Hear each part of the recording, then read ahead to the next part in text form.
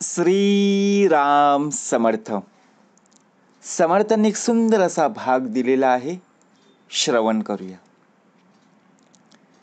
नभा सारिखे रूप या राघवाचे, मनी चिंतिता मूळ तुटे भवाचे.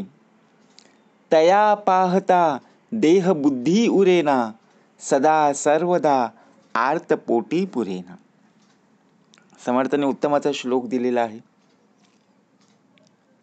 त्याचप्रमाणे सामर्थ्य सुद्धा समर्थांनी प्राप्त करून दिलेलं आहे.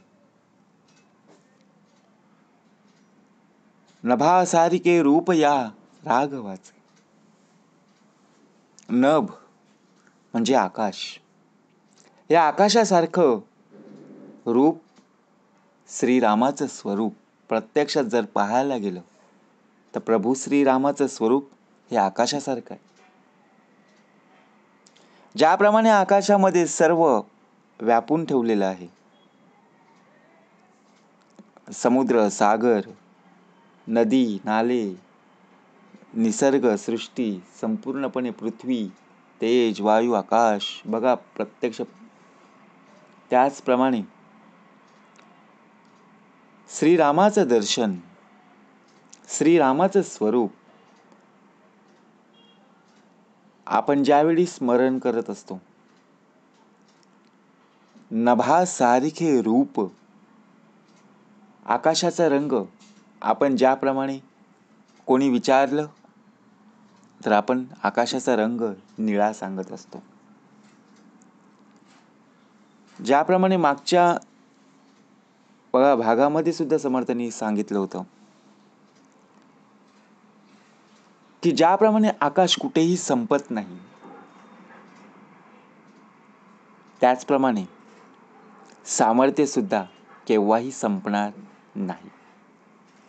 कृतेयुग, त्रेतायुग, द्वापारयुग आणि प्रत्यक्षपणे आता कलियुग. मनी चिंतिता मूळ तुटे भवाचे. त्याचे चिंतन मनोभावे केल्यास जीवनातील दुःख नाहीसे होत असतात. आता विचार करा, आपल्या मनामध्ये अनेक प्रकारच्या चिंता येत असतात, अनेक प्रकारची दुःख येत असतात, अनेक प्रकारचे आपण काय करत असतो, एखादं काम असेल त्या कामाचं टेन्शन असतं. मग ज्याप्रमाणे ज्या कामामध्ये चिंता आहे, टेन्शन आहे, ते काम आपल्याकडून होईल का? नाही होणार. ज्यावेळी बघा आपण सकाळी उठलो आणि दिवसभर आपण त्या कामाचं टेन्शन घेऊन बसलो, संध्याकाळच्या वेळेला जर आपल्या घरी कोणी आपले मित्रमंडळी किंवा पाहुणे जर आले ना, नातेवाईक, आणि त्यांनी जर आपल्याला प्रश्न विचारण्यास सुरुवात केली, आपण प्रत्यक्ष एका चिंतेमध्ये आहोत. त्या चिंतेच्या टेन्शनमध्ये संपूर्णपणे समोरची व्यक्ती, आलेले पाहुणे सुद्धा असे प्रश्न विचारतात की त्यामुळे सुद्धा आपल्याला राग येतो. बघा कधी कधी काय होतं, मनी चिंतिता मूळ तुटे भवाचे. मग जीवनातील दुःख केव्हा नाहीसं होईल? अनेक प्रकारची दुःख येतात ना, परंतु तया पाहता देह बुद्धी उरेना. त्या स्वरूपाचं दर्शन झाल्यावर देहबुद्धी उरत. आलेलं संकट, आलेलं दुःख आता कोणाला सांगायचं? ज्याचा देह आहे त्यालाच निवेदन ठेवून सर्व कार्य पूर्ण केली तर नक्कीच यश आहे. आपण जेव्हा आजारी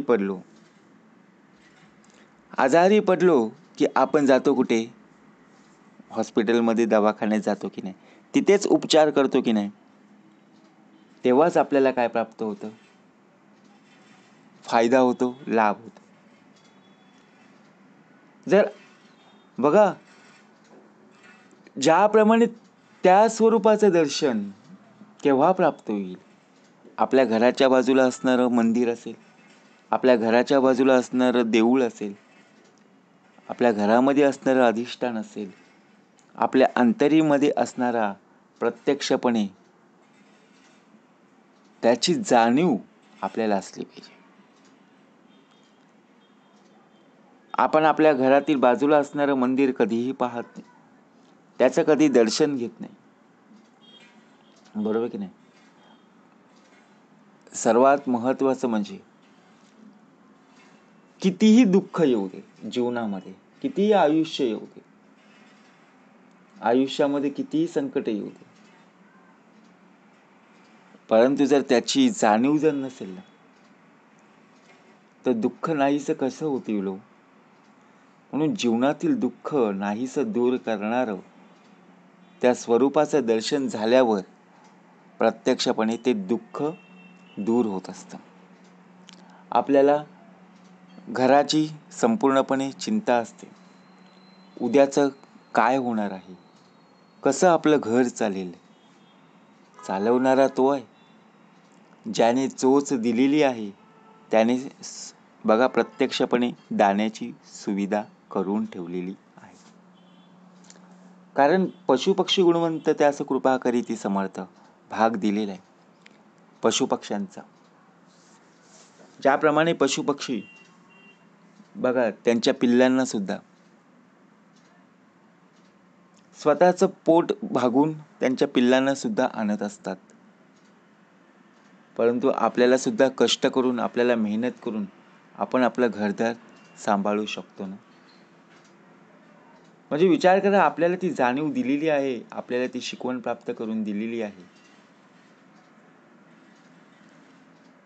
मग आपल्यावर येणारं दुःख, आपल्यावर येणारे संकट, आपण ज्यावेळी एखाद्या कोपऱ्यात बसून ते दुःख नाहीसं होईल का हो? रुसून फुगून कधी दुःख नाहीसे होतील का? त्यावर आपल्याला उपाय नक्कीच आहे, ते म्हणजे श्रवण. उपाय एकच आहे, ते म्हणजे नामस्मरण. त्यातून मिळणारं मार्ग हा उत्तमच असेल.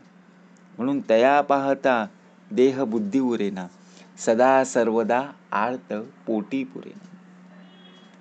ते स्वरूप कितीही वेळा जरी पाहिलं तरी तृप्ती होत नाही. आपण एखाद्या टेन्शनमध्ये असतो, एखाद्या चिंतेमध्ये असतो, परंतु जर एखादं बघा देवाचं दर्शन झालं की किती मन प्रसन्न होतं. एखाद्या देवाची आरती सुरू झाली की बघा प्रत्यक्षपणे बघा माहोल तयार होतो. ज्याप्रमाणे त्याचा देह आहे त्याला नमस्कार करण्यासाठी अहो आपल्याला कसली लाज आहे, बरोबर की नाही? म्हणून नभासारिके रूप या राघवाचे, आकाशासारखं जरी श्रीरामाचं स्वरूप जरी असलं तरी त्याचं चिंतन मनोभावे केल्यास जीवनातील, आयुष्यातील दुःख, संकट नक्कीच नाहीसं होतील. त्या स्वरूपाचं दर्शन झाल्यावर बघा प्रत्यक्षपणे देहबुद्धी उरत नाही. आणि सर्वात महत्त्वाचं म्हणजे ते स्वरूप जेव्हा जेव्हा आपण पाहू ना, आपल्या मुखातून त्या नामाचा, त्या नामस्मरणाचा संपूर्णपणे जप, ज्याप्रमाणे आपण नामस्मरण करू, उपासना करू, भक्ती करू, त्यावेळी आपला देह आनंदी झाल्याशिवाय राहणार नाही. म्हणून समर्थांनी उत्तमाचा श्लोक लिहून ठेवलेला आहे. नभा सारिखे रूप या राघवाचे, मनी चिंतिता मूळ तुटे भवाचे, तया पाहता देह बुद्धी उरेना, सदा सर्वदा आर्त पोटी पुरेना. जय जय रघुवीर समर्थ.